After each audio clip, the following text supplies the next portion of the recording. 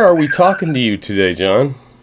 I'm in Los Angeles. I've lived out here like over 20 years. I'm originally from Chicago, which is kind of the tie-in with the industrial music. I kind of grew up listening to a lot of the wax track stuff and kind of immersing myself in that Chicago industrial scene.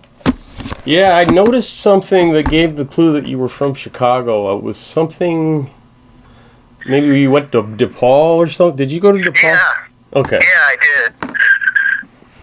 Well, that's a good school. I'm surprised you realized I went to DePaul. I saw it somewhere in some of your biographical information, or maybe it was on it was on Facebook. Some maybe former classmate or something commented on it, and you just put it together, and I figured, oh, so this is okay, I get it. Plus, yeah, I'm like the worst spokesperson for that college because honestly, I didn't really do anything with my college degree. I was frankly getting Blue Eye Christ off the ground. My first album came out when I was like a sophomore in college, so I was a good student and everything, but I was like a communication major. It's kind of a useless major, honestly, and I didn't really pursue any scholastic things really after college because by that time I kind of had, Blue Eye Christ and music and doing music for other people kind of. My career was headed towards that path. But, yeah, I graduated from DePaul, but I really didn't do anything with my degree. You know what? That is actually not that unusual, if you ask me. I mean, nobody really, unless you're getting a law degree or a medicine degree, and even those people sometimes say they don't like it and want to be a chef or something instead. But when I was out in the corporate monkey cage, a lot of the people that worked in the corporate world were just random degrees in anything. It seemed like for a while to get those sort of corporate jobs and stuff, they just wanted to see that you had some kind of a good liberal arts background. But honestly, I really think the ideas of American colleges and institutions are losing a lot of the sort of luster and prestige between the sort of admission scandals that have kind of come to light, which kind of show that it's not really, real fair or something. And now you've got all this craziness because of the pandemic, where those are like money-making institutions, so they still need to make the money, so they're charging you like this premium price for basically like online University of Phoenix style education. It's crazy to me. Like I really feel bad for kids who are going to college this year because they're really not going to be getting the college experience. Because the reason why this is on my mind is I have a niece who's actually going to college next year, or this year, and I was like, man, she should just take a year off, honestly. I would do that, absolutely. You don't want to get me started on colleges and what they've become. I mean, they become for-profit. I honestly don't think, I would just say they become very much a profit-driven enterprise, And I mean, back in the day, it's like you didn't have the internet or access to all this information. Now everybody has access to all information, Right. So, I mean, and I guess the point of the college is to sort of get out on your own, experience the real world, make connections that for your future employment and stuff will help. So, I mean, I get that part of it, but I don't know. It just seems like college is getting really expensive for what it provides. Indeed, there's no doubt about it. And I'm like, what are the, when I was in school, a credit cost $500, and now it's probably at that very same college, even though it was a small one. It was North Dakota, University of North Dakota, and now it's like, $50,000 for a semester of tuition, and I'm just like, no one is ever going to be able to pay that back. Unless they get a degree and and go become an investment banker or something, Yeah, it's pretty crazy. Okay, so Blue-Eyed Christ is one hell of a compelling name. It may just be the most compelling name out there in your genre or any genre. Because it's got a lot of suggestion in it, right? It's kind of a double-edged sword because it's like, I'm the only real member and I have blue eyes, so everybody always thinks that it's like a self-referencing thing, but it really isn't. It's more sort of a band statement in the way that like Nine Inch Nails is Trent Reznor, but it's sort of a band statement kind of thing. Sure. Basically, it's like, in America, when you go into these suburban churches when I was a kid, you'd always see Christ kind of portrayed with the sandy blonde hair and blue eyes, because that's sort of the American concept of beauty. But, like, he was from the Middle East, so he would have had, like, a dark complexion and dark eyes. So it's kind of making the comment about how sort of, like, ethnocentric Americans are. Yeah. But yeah, I guess it's a pretty provocative name. Yes, and very bold, and very, I could totally, related to what you were thinking. I didn't think that you were calling yourself the Christ, but even if that was the case, it'd still be bold, because, even in the Sistine Chapel, he's got blue eyes on the ceiling. So, or no, I didn't actually realize that. Or actually, now that I think about it, there is no Christ. It's just God. But God is blonde, blue-eyed guy, and so's Adam. And yeah. So it's very. It's sort of like, let's write history this way so we can make reality in the future the way we want. Yeah, totally. So the theme, would you say the basic theme in a lot of the music that you've written for this record is kind of, you just can't win? What was that? You can't win. There's no hope. Forget it. Sort of a nihilistic statement, sort of? I mean, it's a fairly nihilistic record.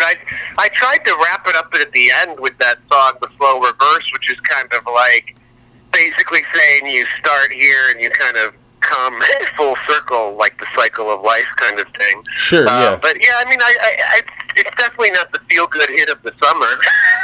Yeah, it's just the album, Yeah, and it's not. So yeah, I mean, it's basically, honestly, it's a very timely album. My last few albums were more sort of introspective, and I kind of got back to some more of the political stuff that I dealt with on my first album. So I was just honestly just really influenced by the direction the world was going. But the weird part is, like, how much more relevant the songs have even become since the couple years ago when I, was writing the record. I mean, I have like a song on there called Take It to the Streets, which is kind of like a violent protest song, and it's like takes on a whole different meaning now after George Floyd and all the upheaval we've got going on in America here. It's interesting to me the way art morphs over time. Like, the meaning of songs can change based on based on where we are with the society at the time. Yeah, that is very interesting and very prescient, but then there's always this thought that maybe there's such universal themes, archetypes that people put into their art that they can always do that morphing, as you put it. But I didn't know you had written so long ago. I'm thought this guy got this in the can right now, And no, it was just sort of a synergistic timing thing. I mean, even the cover was like, which has the face mask with the world on fire and the model and stuff. It's like, that photo, we took that in January, and like, the coronavirus wasn't even really on anybody's radar. The album's called World on Fire, so it's sort of like the face mask and protest statements and that kind of stuff. But so what was funny was when I went to do the photo shoot the day before, I was like trying to find face masks, and every place was sold out. And I'm like, why are these places sold out of face masks? And then I realized that this new thing, the coronavirus, was sort of becoming a concern, because this was like January, dude. This wasn't like, February or March. So the funny thing was, I have a friend who's a dentist, so I actually had to stop by his office and pick up face masks, because every store was sold out at the time, because the coronavirus was just starting to like get on people's radar. That is a trip. Yeah, that would be an... Yeah, so I mean, the whole thing is just sort of like coming true kind of thing, But honestly, it's not like, I mean, like I said, I was very influenced by what was going on in the world. As much as I'd like to sit here and go, I predicted it all, it's like, it doesn't take a genius to sort of see how things were sort of bubbling up. I mean, I couldn't have predicted the pandemic, obviously, but I just mean as far as, like, race relations and riots and stuff in this country. I mean, we've been heading in that direction, it seems, for the last few years. Yeah, I wouldn't have been able to be quite as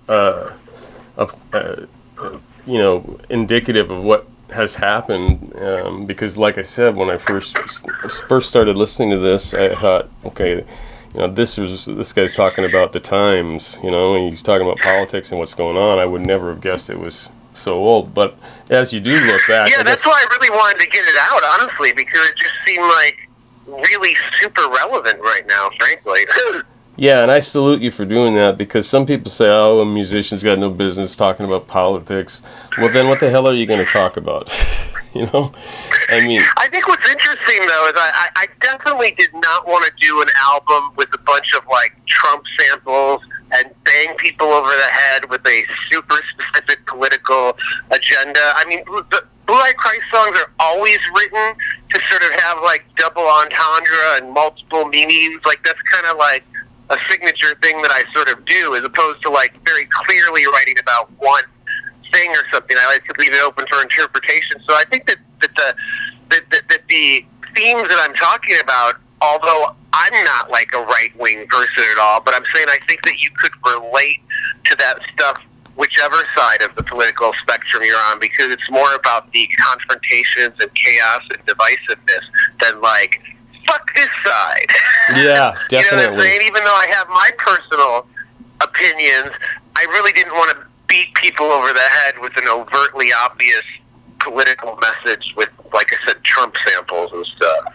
Yeah. There are some bands that have done that, definitely, and there's some bands that have done the other side, and it's very obvious. But your vignettes and your scenes, so to speak, in the lyric and music are very portable. It's just, we have a problem here, and if you do this and follow that, that's just going to end here. And it's all about greed, and it's very dark in that way. But dark because of somebody. There's no scapegoat in it, so to speak, unless it's just the human's desire to delude themselves with denial about what's real. I mean, the overall theme for the longest time, I was calling the album "Human Resources" because I really liked that concept of the way people are being used as sort of pawns in this sort of larger political game kind of thing. But that title just didn't have a good zing to it. Right, so I ended up using World on Fire, which is cool, but the human resources concept and title was sort of the driving force behind a lot of the songs and the statements that I was sort of making. Yeah, well, I can see that too. We're just pawns. I often think that we don't really have elected officials. We have owners. Yeah. Anyway, here's a question for you. Do you believe that there is any real hope for the human race, or are we fatally flawed? I don't know, man. That's a good question. It's the way things are going now, it seems more sort of fatally flawed, but you'd like to sort of have hope. Sure. think that people are intrinsically decent, but I don't know. It's really honestly, it's really hard to sift through the noise of everything, which is another kind of statement that I was trying to get at with the album. It's making these political statements, but it's also about finding out where you belong in the whole process. Yeah. And it was beautifully orchestrated around that noise concept, with the way you put your sounds together, because you'd be like, World on Fire has that constant siren sound that's coming in. Yeah. And then it sounds like, after a while you're thinking, is that an air raid siren, or is that a evacuate immediately siren, or is that the controlling autocracy that's warning us to get out of our homes? I love that interpretation, because honestly, I just thought that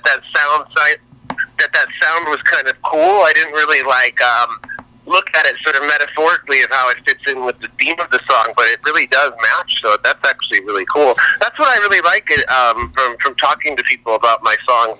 It kind of tells me more about them than it does about me when they interpret my songs, because they're, like I said, they're open for multiple interpretations.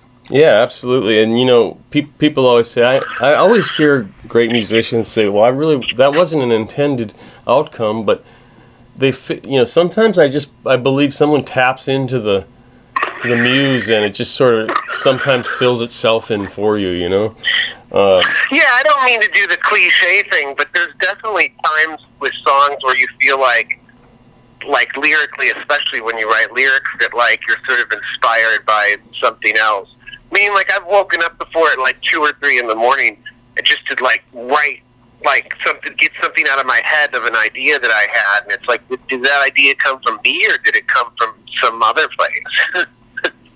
Yeah, see, I would look at it like it came from you and your ability to access places that other people can't maybe access. Yeah, for sure. And you're just using that artistic gift to be able to express what you're thinking about, what you're feeling, and it's a universal kind of thing that's being felt.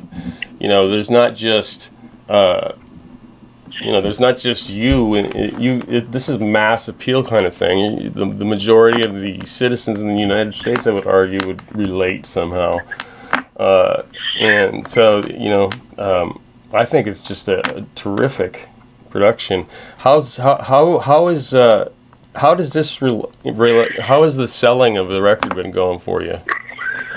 I'm actually not really sure because I'm on a label, so like they take care of that. I mean, it seems like it's going pretty well. I mean, I'm getting definitely a lot of fans and people like tagging me in pictures of the CD and stuff like that. I mean, honestly, I don't have much of an expectation of like physical sales these days, and but it's kind of cool because in the industrial genre, it's a lot of people in their kind of like 30s and 40s who are into it, who still have sort of a like of the physical media. So I think even though it's kind of a niche genre, that they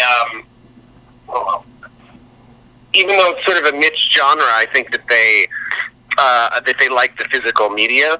As far as streams, you never really make much money from streams or anything. But so I'm not really sure. But again, to me, honestly, Blue Eye Christ is just sort of about me getting my artistic ideas out there. Because I work with a lot of big artists for a living, mixing, producing, mastering other artists and stuff like that. So I never really think of Blue Eye Christ, and that sort of like super commercial success, like the artists I work with, like a Black Eyed Peas or a Gaga or something like that. Yeah, I understand. Oh yeah, I get that. So you see it more as your personal outlet, and a lot of I think a lot of massively successful artists wish they had that. I do think, though, that it's a pretty good time for the genre. Like, my last album came out in 2014, and since then there's been a real resurgence from, like, these different documentaries that have come out about the industrial scene. I think that when you have these sorts of crazy political times, that people often gravitate towards sort of angry music and that kind of stuff. Mm-hmm. So I think there's sort of been a resurgence in this genre of music, which is really nice. Like, I do feel like this record is being more well received. It's easier to find the audience than my last album, and it's not really a comment of the art or the album itself as much as the time and the interest in the genre has sort of come back a bit. Right. So, speaking of the time and the interest in the genre, this is where it all started for you, right? Was it in prep school that you started to record music first? I was in high school, and like a lot of my first record, because oftentimes when your first album comes out, it's collections of songs that you've been working on for like a few years or something like that. So I wrote a lot of my first album actually in high school. So yeah, I've been doing this a long time. For sure, and that's how I kind of got into my professional career, also mixing and mastering other artists and things. That I always used to engineer and record and mix my own records. Like from day one, I was always sort of the technical person with that stuff. So yeah, I've been doing it though since like I was in high school. Yeah, that's incredible. A lot of people that you talk to, they got their first inspiration and their first sort of definitive moment of truth where they knew this is what I'm doing now. And they very decisively made that decision. at such a young first age. concert I saw in 6th grade was Duran Duran. Yeah. And, like, I was just, like, blown away. It was 7 in the Ragged Tiger tour. And, like, it was all women, by the way. It was all high school girls. I was in junior high, but it was all, like, high school girls. I was, like, one of the only boys in the audience. But I just saw all these girls going crazy over these, like, larger-than-life people on stage, and like Nick Rhodes with the keyboard was such an inspiration. I mean, that's what got me into the keyboards and the programming and stuff like that. But I think that was really the turning point, because I had been into music obviously before, and I'd asked my dad to take me to that Duran Duran show, and he did. But like that was my first like arena concert experience, and it really just affected me in the place where I was like, wow, I want to be there, like up on stage. Wow, that's a great story. I can't tell you how many of those stories I've heard from other musicians, professional musicians, about, you know, I was 6 and someone brought this record over, and I made my mind up right there. So, but moving into taking a little bit of a hiatus from your recording to go after the technical side of the board, so to speak. You went and worked with Steve Harris. Was that after high school or before or after college? Or not Steve Harris, the guy? Yeah, Keith Harris. I think you're talking about Keith Harris, the producer. Yeah. When I moved to Los Angeles, I first started doing live sound at a bunch of clubs, because that's kind of, you know, you get paid every night kind of thing. Sure. And then I really decided that I wanted to get into the studios more professionally. In Chicago, I had worked a lot out of Chicago Tracks, which was a big studio there, like Ministry and everybody recorded out of there. And like, so basically, I got a job at this studio called the Enterprise around the year 2000, which was a major recording studio out here. They had like 5 or 6 rooms, and it was all like big artists and stuff like that. And that's kind of where everything in my professional mixing career started. Like basically hooking up with the Black Eyed Peas was from there, and Keith still works with the Black Eyed Peas, music director, producer, all of that. So all of my professional connections can be traced to when I started at the Enterprise studio, and it just happened to be sort of a big pop and hip-hop kind of studio, which is, you know, what you want, because that's where the money is if you're looking at your career.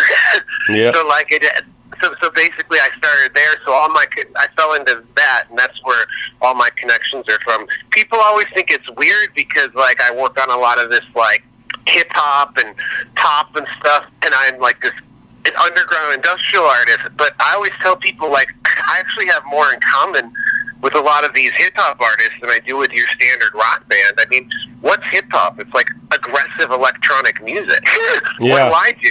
It's like aggressive, you know what I mean? It's like, it's much more similar than sort of a rock band sort of a scenario. Yeah, there's a lot of pairings like that people miss out. I mean, if you look at hip-hop stars and ask them what they listen to in their spare time, a lot of them would say, well, we listen to industrial rock, you know.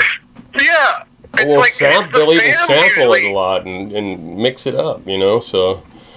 Yeah, I think it's more like fans who are so concerned with, like, genre and this and that. You know, most musicians, like, they just like good music kind of stuff, you know? It's like, it's funny because since I work on a lot of the pop stuff, a lot of my more, like, industrial and indie friends were sort of judging me for that. Like, oh, I'm not cool because I work on this stuff or something. And it's like, really? Like, you would think that they'd be more open-minded because, you know, they're used to being sort of judged. Right. The genre boxes are just very narrow, and they're getting narrower and narrower, depending on what your parents Oh, yeah, are. there's nothing fun about that either. Like what I mean is, like, who wants to sit down and, like, write a song that's a formula? Okay, this is what a trance song is. I'm going to add these elements, and here's my trance song. Like, that's not, like, I mean, like, the whole point of Blue Eyed Christ to me is to try to do something new, something that I haven't heard, or twist something in a certain way or something, you know, not just sort of, like, do something like super predictable or something. Yeah, I love to hear that from people. I mean, what is the point of being like everyone else? What is the monomania? Why is everyone a lemming? It doesn't make sense. But I'm not one of those people. Like some artists, especially in the industrial genre, get real weird about being called like industrial. They're always like, "Oh no, real industrial is like Norten and Throbbing Gristle and this stuff." And it's like I understand. Like if I'm talking to somebody who's not intimately familiar with genres, it's very easy for me to just say, "Hey, I'm an industrial artist." And they kind of know what I mean. Like I don't get offended by that when people call me industrial or something. Where some people get really weird about that. Yeah. We're not industrial. Yeah. Yeah, well, honestly, maybe they think that's a marketing lock-in for them, and it's gonna change sales or something. I mean, the term actually doesn't really mean anything anymore. Meaning that it's such a sort of broad genre that could go from like all electronic kind of EBM to like metal-based industrial, the funk rap industrial. You know what I mean? It's like it really is a genre that I wouldn't say is known for a super specific sound as much as sort of a vibe and a culture. Right. The last time I heard someone talk about Throbbing Gristle was when I was talking to Sin Kieran from Ministry. It was I'm gonna have to listen to that. It just sounds interesting, and I had never heard him before either. But people like. When people think of industrial, they think of like American, 9 Inch Nails, Ministry, like that kind of industrial. And I think that the industrial artists, the sensitivity comes because they actually look at it as more the generation before that was more like not so dance oriented, but banging on found instruments and noisy kind of stuff as opposed to dance kind of stuff. Yeah, there's definitely a very much danceable. As danceable as it gets with the sounds.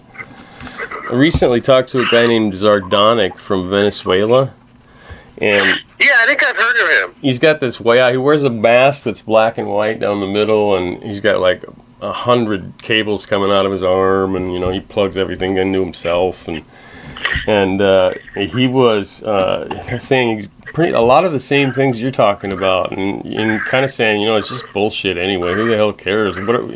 People in the West always want to categorize everything into a taxonomy, and that's been the truth since Aristotle, quite frankly. We got to give everything its own special pointer. In linguistics, that's what that means. But it's not the same. It's not easy to do that and capture what everything really is, especially when it comes to music. People just want to easily define something. Yeah. So it's like it's easy to go, oh, it's industrial. Yeah. Yeah. That's true. Well. So you were with Keith, and you worked as his engineer. I still work. I've worked with him, over 10 years now. And we do a lot of big shows for people too, which is pretty cool. Like basically, I do a lot of mixing and mastering for artists, but then we also put together a lot of artists' big tours, like the Backstreet Boys. We had just done the Whitney Houston hologram show, which got canceled. During the first run because of the pandemic, they're going to have to reschedule that. But that was interesting because that was my first time ever dealing with something like that, like a hologram show. Yeah, there's been a couple late artists who have had that done, and it sounds just bizarre as hell, doesn't it? I have kind of mixed feelings about it. I mean, I appreciate it from sort of a technical standpoint, but it's also sort of like, I don't know, it just seems... I mean, like I said, I guess if the artist has passed and there's no other way to see them, that it can be a sort of interesting experience. Because I did go to the rehearsals and the dress rehearsals and stuff like that. So I definitely saw the show, and it was technologically pretty cool. But I don't know. I have mixed feelings about it because, like I said, the artists aren't here anymore, so it is an opportunity for fans to be able to kind of enjoy them again, but it's not the same, obviously, as a real live show. No, it's not. But I bet you we're getting closer and closer to that. Yeah. Oh, I mean, it's definitely, it's pretty technologically interesting, like, and it looks pretty convincing too. Yeah, that's a trip. That's really a trip. Speaking of technology, Elon Musk has a neural link chip coming out. It goes inside your head, and all these little tentacles come off of it and wire themselves into different parts of your brain, right? And you basically have access to the entire universe of knowledge out there instantly. And so the question is, would you put one of those in your head? I don't know, man. It's going to be real interesting to see where everything goes with all of this. I think you're going to end up honestly, with the pandemic and everything, the way they're talking about tracing people and this and that, you're going to have a lot of issues coming up in the near future with sort of like privacy and that kind of stuff. Because think about it, they're going to be able to totally like monitor everything. Yeah, that is true. It's just kind of like this conundrum has put us in a place where liberty is on the block. Yeah, it's kind of weird because on the one hand, we need to have people be safe, but on the other hand, it's like, I don't know, does my employer need to know if I hooked up with somebody and they had COVID-19? Like is that sort of letting them know that my private life, who I'm interacting with too much, but at the same time, you've got safety? So yeah, I mean, the chips, I love technology, and Elon Musk is really smart, but I'm just curious with that stuff is how it gets into sort of like, because if it's, I mean, it's hard to even wrap your head around like something implanting itself in your brain like that. Well, the thing that I always think is, Elon Musk seems like an altruistic guy, the consummate inventor, billionaire who actually plays with the big toys instead of hoarding his money. But I still worry about it. A CEO that has access to about 500,000 people's brains. Yeah, I wouldn't necessarily put him in this like super ethical category.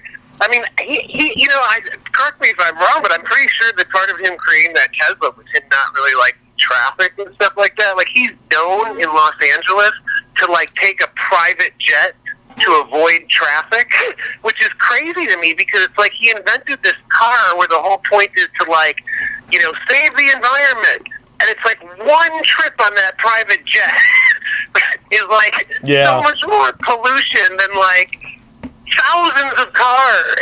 I know. Yeah, so he's an interesting dude because he sort of has these contradictions, Yeah, lots of contradictions. He also was threatening to leave because they were going to force him to be shut longer with his plants out here in California. Like he was threatening to move to Texas and stuff. And that kind of rubbed me a bit the wrong way. I mean, I feel bad for a lot of people having to deal with businesses sort of forcing them to go back. I have a friend in Austin who works for a big steakhouse, like a steakhouse chain, and like the owner I think is like a big Trump supporter and stuff. And my friend is in charge of like the whole restaurant, like hiring and firing people. And basically the owner was like, "Oh, if they don't want to come back, just fire them." And it's like, what if you have a legitimate concern like about your health, meaning like your high risk, your age, or you have like you have issues with your lungs or something? It's like it's crazy to me the lack of empathy a lot of these big CEO people, including kind of Elon Musk, have for their sort of employees. Yeah, it makes you wonder. It does, for sure, that if anybody really is his brother's keeper in this world anymore. But yeah, this pandemic stuff is honestly getting really scary. I mean, it's such a topical thing and it changes every day, so it's almost silly to talk too much about it in an interview, but it's like, it seems like where everybody's just like, it seems like America is done with the coronavirus, but the coronavirus isn't really done with America. Like I consider myself kind of in the middle, meaning like it seems like again everything is so polarized. To get back to talking about the record, dealing with that, but you have people who are like, let's just press forward and move on and get back to normal. And then you got the other half that are like, let's stay locked down forever. And I don't want to be either of those people. Like I actually encouraged and thought that, okay, but let's start to try to resume and get back to normal and see what happens. not normal, but like let's open things up, and we've been opening things up, and we've had these spikes and surges and deaths and hospitalizations, and it's like nobody's going, okay, let's pull it back a little bit. Everybody's just going, nope, we're pressing forward. That's the part that's scary to me, is the herd mentality of everybody just going, yep, the numbers are spiking, but we're just going to keep going forward. I mean, I would have thought that we would have pulled back a little bit. Yeah, but you haven't heard about the overflow problem in hospitals either. Yeah, but that's where we're heading. My sister and her family are in Texas. They're like something like 97% capacity right now at the hospitals. Like, we're heading back where we were a few months ago. Because the whole thing is they were saying, the whole point is we don't want the hospitals to be sort of overflowed. They can only handle so much. So we want to slow the spread so that it's spread out over time and not this thing on this massive take on the hospitals. But yeah, it seems like in some of these states they're getting close to capacity, frankly. Yeah, then in that case, that is freaky, because if they have the overflow problem again, and then it's like, which one dies, which one lives, and still nobody wants to retrench, then we're getting into a constitutional crisis kind of area. Yeah, it is an like, I totally understand that people need to get back to work. And if your choice is I'd rather open my business a little earlier than I'd like, or lose my business that I worked my whole life for, I totally get that. But what's weird to me is the way people are just starting to go casually to restaurants and things like that again. I mean, we've learned a fair amount about the virus, and there's a lot more to learn, but one of the main things we've learned is indoor transmission with poorly ventilation is the recipe for disaster. Like, that's how it's spread. Like, yeah. I'm not even one of those people who thinks you have to wear the face masks outside all the time. I think that outside is personally relatively safe, but I think that when you're indoors with poor ventilation, and that's what a lot of these restaurants are. I mean, like, the ones that are opening up where they have people on patios and outside and stuff like that, I feel much safer about. But having a bunch of people indoors eating without masks in a poorly ventilated area is not good. No, I don't agree either. And then they kind of just went on their it was almost just like they were so elated to feel like they might be back to a normal life that they just decided, well, hell, we better go out to the bar tonight. And they had that swimming pool down in Lake of the Ozarks where it was, one person per square foot in that pool. And now that was outside, but that sounds deadly to me. And it ended up being deadly. So... yeah, every day there'll be an article. Like, I just read one yesterday where it was like, 200 members of this church infected. like all of these big indoor gatherings are just ripe for disaster. But yeah, I mean, Americans, I guess, really like their freedom. It's a hard thing. It's not like China where they just can go, hey, you're staying inside, and everybody goes, okay. You know what I mean? Like, yeah. Like you have people in Texas, like where my sister is, where it's like, you're not going to tell us to wear face masks. Yeah, that's true. And it's a piece of fucking cotton, for Christ's sake. And just the last generation dealt with. I mean, it's been a while since any generation has had a cataclysm to deal with. But let's just take the Vietnam War, for instance, right? With half as many people casualties, you were conscripted by the government to go walk into bullets. Now, which would you rather think is more of a liberty sort of encroachment? That, or putting a piece of cotton mask on your face? People don't have a sense of relativity a lot, I think, in our age, because we've had it really comfortable and nice for a long time. And yeah, honestly, it's just the last few weeks have been really disappointing. Seeing the spikes in numbers and people just pressing forward and ignoring that. Yeah, it really has. And it's probably mass denial or mass hysteria, but it's definitely been fear, as you write about, I hear about fear in some of your music a lot, and it's been very fearful causing. So here's I a think question. it's a lot of herd mentality. If everybody has the idea that we're okay and can press on, everybody feels comfortable because we're just following what everybody else is doing. Right. Exactly. That's a good way to look at it. A fascinating thing to try and comprehend too is that herd mentality. But it's like when a crowd acts like a single organism after a while. But here's a question for you now. For change to happen, real change of any kind in systems, organizations, governments, clubs, people, civilization, does it require complete breakdown, or can it be done before that happens? Does it have to capitulate completely into just ashes and smoke, and then we'll finally get the message and start over, or does someone have can it ever be prevented, I guess is my point. Yeah, I honestly don't have the answer to that. I have no idea. I mean, I know that I don't buy into this mentality that some of the sort of like looters and stuff do, of like, oh, you know, we have to, this looting is a statement and that's how you get people to wake up and notice. Like, you're not going to tell me it's cool to like ruin businesses in your own poor neighborhood. Yeah, absolutely. Like, I'm not for it, but I understand if you go, fuck the rich people, we're going to go to Beverly Hills and loot. Like, I don't believe that that's good, but I could understand the mentality a lot more than like, we're going to like loot our neighbor who doesn't have much money and has a little like liquor store in our poor community. Yeah, that sounds ridiculous. Definitely. Yeah, so I mean, in that sense, I'm not one of these like burn it to the ground kind of people, because like I don't think that people who have innocent businesses and stuff should be punished because of whatever the corporate elite are doing. Right. I got you. But you know, in terms of the way the corruption has seeped into government, and then there's this appetite for autocracy that's going around the world right now for some reason, which I don't understand, but I think I could probably explain it, you know, through the people who end up in cults.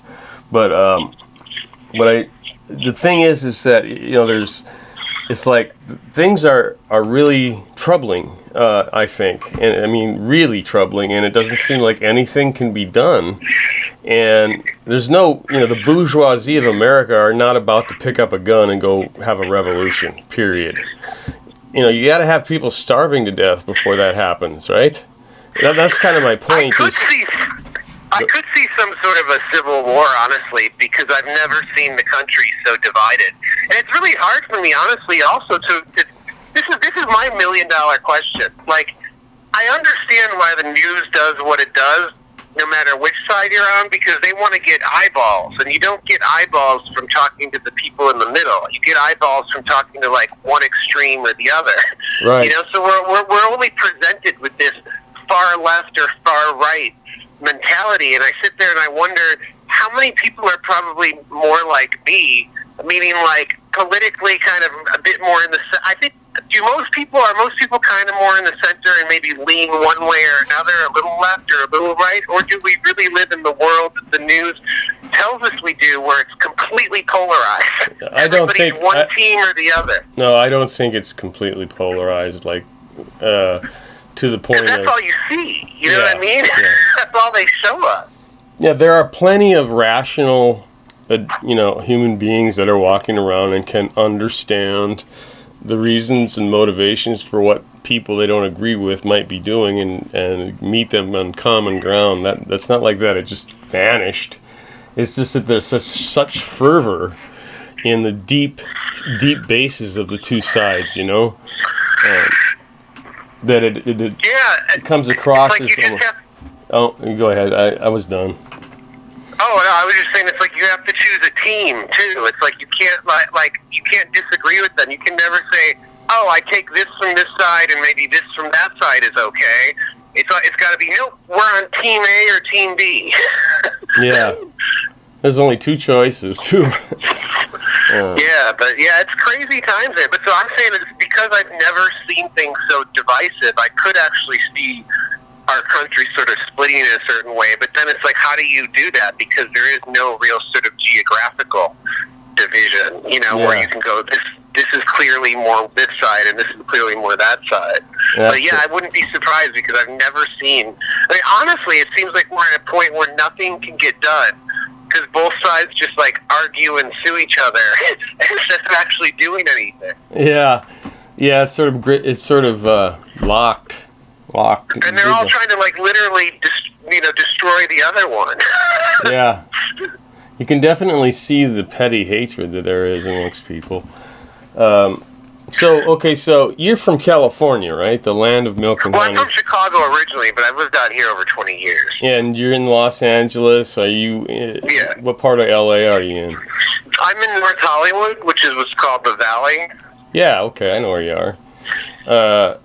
So do you get to does the Strip still exist in Hollywood? Sunset Strip? Yeah, it does. And it's usually pretty active, but not now.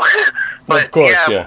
It still exists. When I moved here in the mid '90s, it was an interesting time because, grunge killed that whole Sunset Strip metal scene. Yeah. So it's like it's sort of morphed into something else, but it's definitely still active. I mean, pre-pandemic.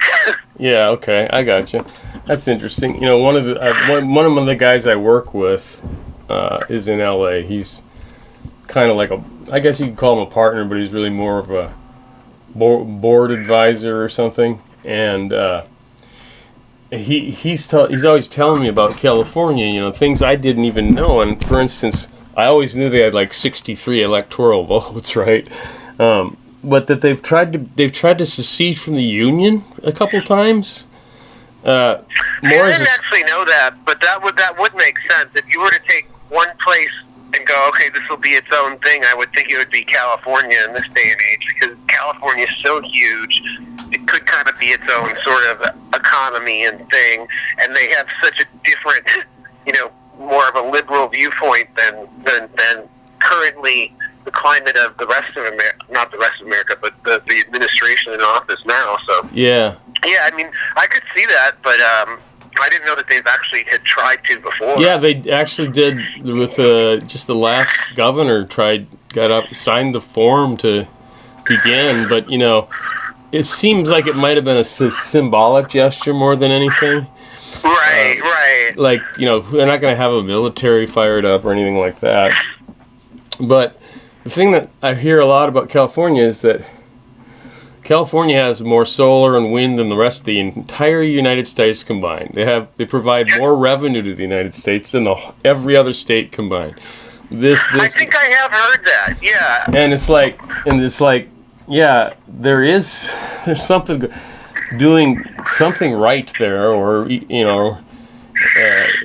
it just seems like everyone's unified around a lot of stuff. They don't make fun of people who are trying to, recycle or whatever, and police have less power there and that kind of stuff. And so I've become fascinated with that whole state, especially Southern California, because LA basically stretches all the way to Mexico, right? Yeah. Well, yes. I mean, San Diego is heading more towards Mexico.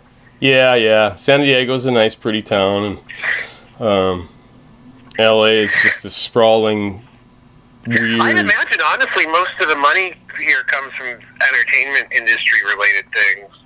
That's true, probably. Probably true. Well, I mean, it's endless. Yeah. I mean, studio after studio is there, and all the talent is out there, and what have you. Anyway, I appreciate you having shared this very erudite conversation about the future of our civilization. Yeah. And I think with what you've written in your record and the way you've presented it, you might be invited to talk about it some more, Cool. Because people look for people who are are willing to speak about things through their art or whatever mechanism they do it. And it's not just painting or sculpting. I mean, music is visceral, and your music is visceral. It's very shaking you and saying, "Are you listening to me? You know, quit playing with your fucking video game and do something." Yeah, I don't think there's a lot of subtlety really on this album per se. No, it's not. The only subtlety is sometimes things are carefully woven in between the sounds and stuff, and if you hear them right, you think you hear them one way, and I love stuff like that. You just gotta... Yeah, I mean, I definitely pride myself on, like, production and mixing and stuff like that, because, you know, it's what I do for a living, so especially on my stuff, I gotta make sure it's really good sounding like that and stuff, so I really do put a lot of effort into all of that as well as the song. So, before we go, let me ask you two things real quick. Are you planning to, if we can get a vaccine or, you know, make it safe to be in crowds again, are you planning to have a live experience go along with this record? Well, interestingly, I'm one of the only people I think who's not super bummed out about not having the aspect to tour, because I wasn't really planning to tour immediately off this anyway. Since Blue Eye Christ is essentially me in the studio, it works better as a live band if it's a full band, like a 4 or 5 piece band is usually what I do. Right. So that's logistically kind of difficult, because it's like that's a lot of people. Yeah. And it's not like their project. It's not like we're a gang who are all like invested in it. It's basically them playing my songs and stuff. So there would need to be a decent demand. I think what this did put a stop to for me was I think me and Groovy Man were planning to do some sort of a Trash Deity tour, because that's my project with him that came out from My Life with the Thrill Kill Cult. He's the singer from My Life with the Thrill Kill Cult, and we have our separate side project with us as a duo. So I did not know that. Yeah, that would be easier to tour, because we could get in my SUV, like me, him, and one crew person, because it's a duo, you know, it's just me and him. But yeah, Trash Deity is on Metropolis Records, and that's me and Groovy Man. If you like the Blue Eye Christ record, you'll probably like that, because it's the same kind of style of music, but it's mostly him doing the vocals. It's mostly what? It's mostly him doing the vocals. So I was still doing all the music in that, and we kind of co-wrote a lot of the lyrics, but then he since he's the front man of My Life with the Thrill Kill Call, the point of this project is for him to kind of sing on it. I got you. Okay. Yeah, so that's our kind of side project, but you might want to check that out. That's a really cool project too. And again, it's very similar musically, because it's all my tracks. Right. All right. So the next thing I'll ask you is, so after this record, are you going to go do some engineering or producing or something like that again? Do you kind of just go back and forth, or? Yeah, I mean, as I mentioned, like, Blue Eye Christ is not really something that I make that much money off of from a career perspective, so my bread and butter is really producing and mixing and mastering other artists, you know, so I just keep working whenever, if anybody ever contacts me and they have a budget to hire me, you know, I always am open to doing those kinds of projects. So yeah, it's not really like a situation of, I'm not going to do this right now, I'm doing Blue Eye Christ or something. Right. You know, it's usually more of a scenario of, like, you know, like I said, I'm freelance, so it kind of comes and goes. Like, I'll have parts where I'm like super busy with a bunch of clients, and then I kind of put Blue Eye Christ on hold, and then I might have a month or two where I don't really have that much work, and that's really when I can dig in and concentrate on my musical projects.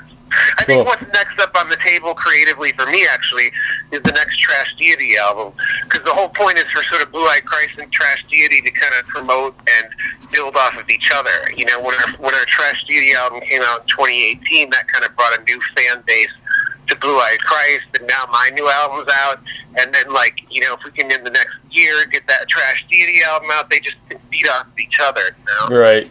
Yeah, I noticed that I saw that all over the place whenever you were on YouTube, and I was like, I wonder about this, you know, and so now I know that it